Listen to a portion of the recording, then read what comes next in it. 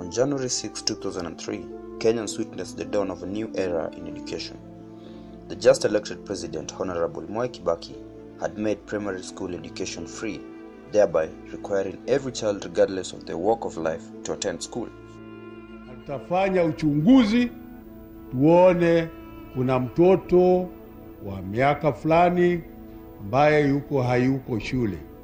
Naye baba yake atatueleza anamweka nyumbani afanye nini.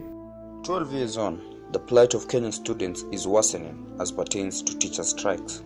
It is quickly becoming a norm that every final term of the year, teachers go head-to-head with the government of the day on matters relating to remuneration. The disruption is familiar because it is only the latest in a long series of similar troubles. In the last 7 years, there have been 8 strikes or strike threats, timed to be as disruptive as possible in the school calendar. The latest strike, therefore, comes under similar circumstances. As the two factions face off, it is the Kenyan student that suffers. One such person is 13-year-old Christine, a class 8 candidate, who is the second born of 3 siblings. My name is Achieng. I am 13 years old. I like drawing and reading novels.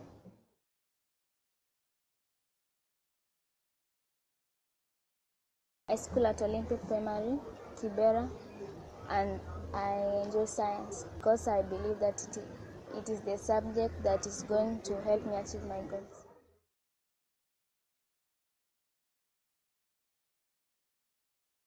No teachers. We came to school only to find that the staff room was empty, no teachers around. It was only the watchman and some workers. So especially the candidates, we just sat and read by ourselves. And at lunchtime, because there was no food, we had to go home, and that wasted a lot of time. The teacher strike does not only affect the students, but indeed also the parents and teachers involved.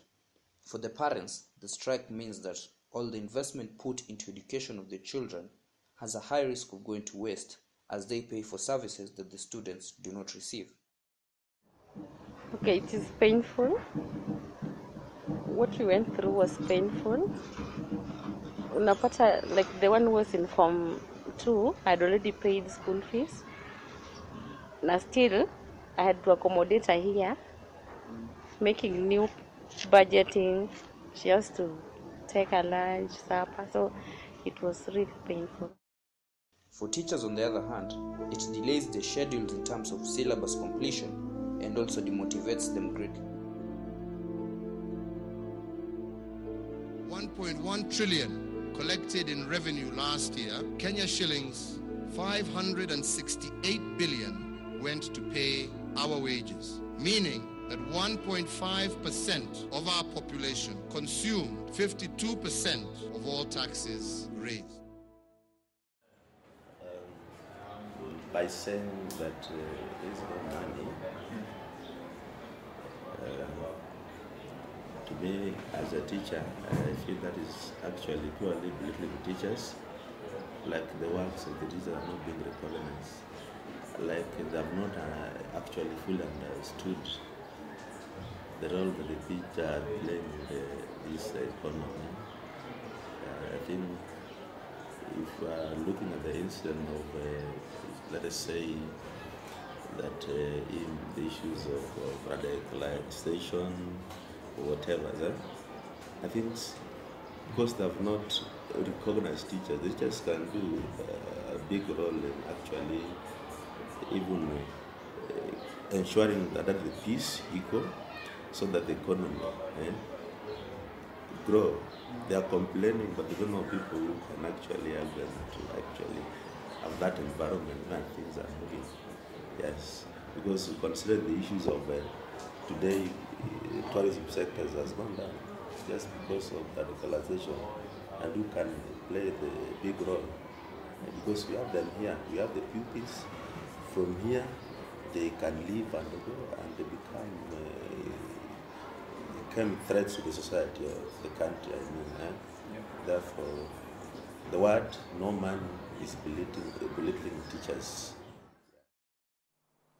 Apart from putting education in the right perspective to work for Kenya, we have taken the war to the headquarters of this evil child, the mindset. We have taken it to the most productive part of the population, the young people.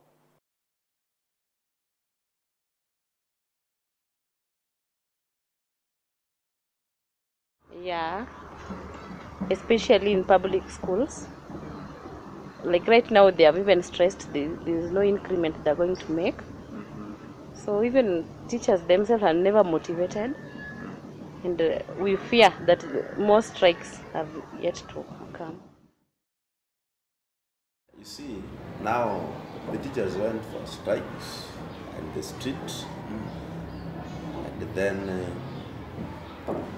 and actually the learners were really keenly following, and even the salary itself, they're very much aware. It was with the news, teachers earning 16,000, and then even you look at the way the teacher were asked to come back to school, even after the verdicts of this last judge called Lapwada. There are a number of issues that they talk of. The teachers go back, and no teachers, they condemn them against victimizing teachers.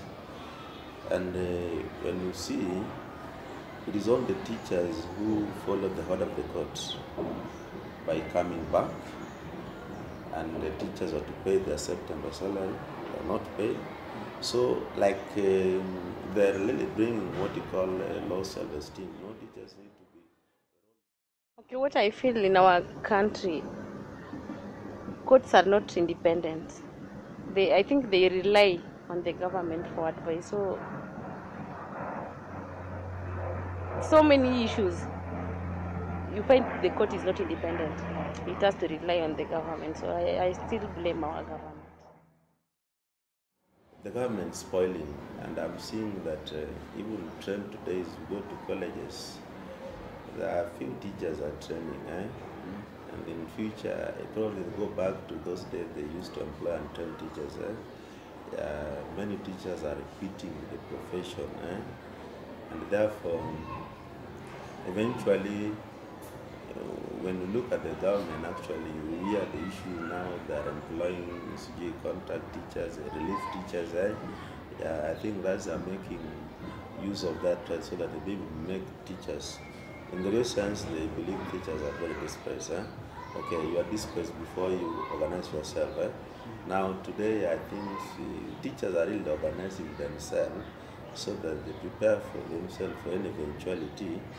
And teachers are also human beings. And there's no any favor they're getting. Even their children and whatever, they're not being given free education because they are the people in the sector. And therefore, they also have to continue the work hard for the better life. And therefore, I think teachers now, they must, according to myself, this kind of things are happening, especially when there's a strike. And actually, the strike normally comes naturally. It is just economy. It's something very natural. So to me as a teacher, I must think of otherwise. Let us pick up our books and our pens. They are our most powerful weapons. One child, one teacher, one book, and one pen can change the world. Education is the only solution. Education first.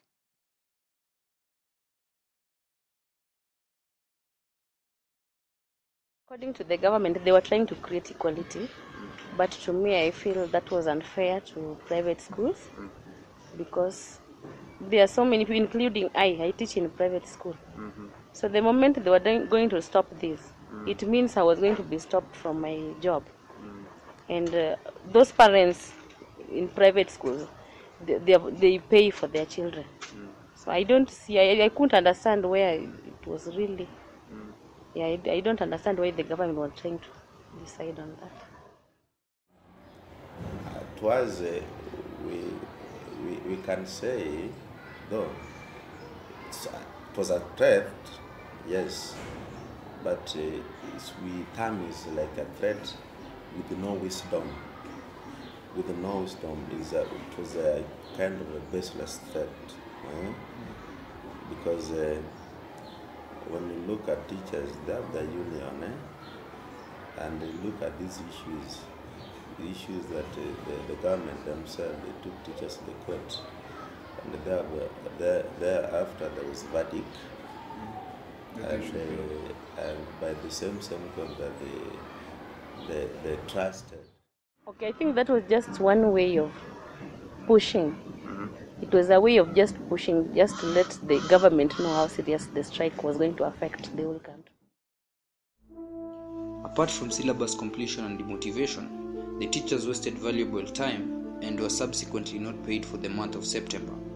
However, after weeks of demonstrations, meetings and deliberations, on the 5th of October, the strike was officially ended, following a complete turnaround by the teachers' unions on their earlier directive to go on a strike.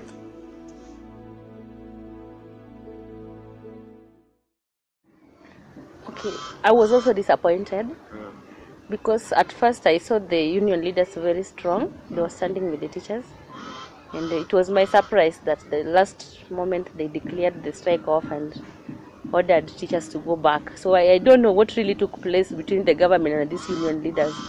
I also remained doubting. Yeah. The message here, they don't value the works, the role played by the teachers.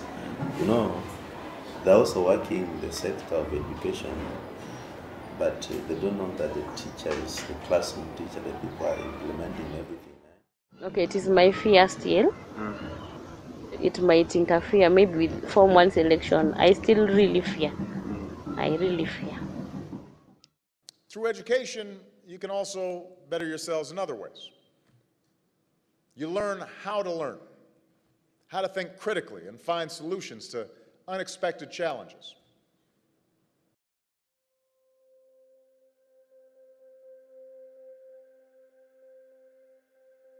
I want to go to my girls' Eldoret.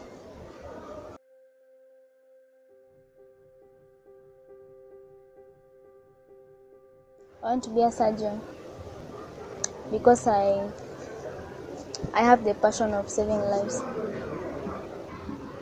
Okay, I'm hoping that she's going to get a good school after class 8, and I'm just behind in everything. I'm trying to support wherever I can, and I'm also ready to just make her achieve her dreams.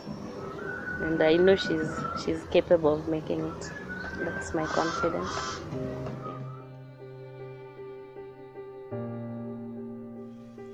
So who is to blame between the teachers' unions and the government? How will the government and future governments deal with the plight of teachers? For how long are Kenyan children going to suffer? All these questions are yet to be answered, but still, massive corruption is eating up the economy of our country, leaving important issues such as the education sector dented. There is a solution to every problem, but no one seems ready to solve the problems. The power of education resonates all over the world, and the complexity of the matter is so simple that just one educated person has the ability to change an entire society. We can only hope that the issue of teachers is sorted out so that Christine and many others like her have the opportunity to get proper skills to achieve their dreams and consequently make a change in the world. Kwa hivyo nimetaka kama mimi iko uwezo yangu na Mungu aniweke kabisa, maana mimi nitakaa mwaka 300. So he says that God willing, he would want to go to school and learn until he dies. And he wishes that all the children in the world, even the grown-ups who have not had a chance to go to school, should go to school. And he says, may God bless each one of you, and he wishes good luck to all of us here.